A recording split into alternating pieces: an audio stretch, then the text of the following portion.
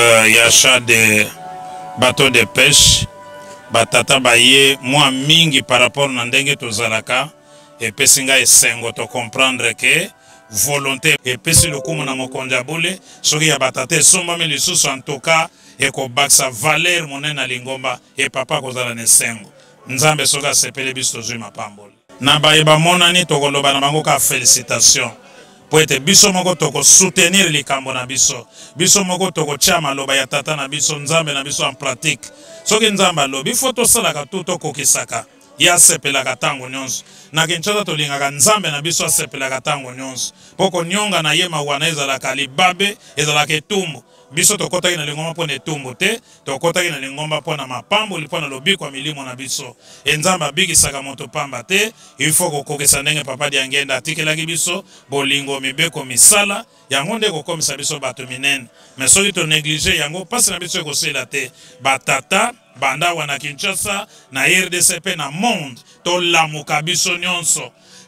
conscience bazalaki nango détermination engagement bazalaki nango dévouement biso pe to lata yango eza question ya organisation ya planification ya volonté pe likambo esimbi ya mbala oyo na moni ekosimba donc bayete peut-être bazalaki empêché mbala nsima soki toyoki mbela to répondaka po ete nzambe asepelaka tozwaka mapamboli.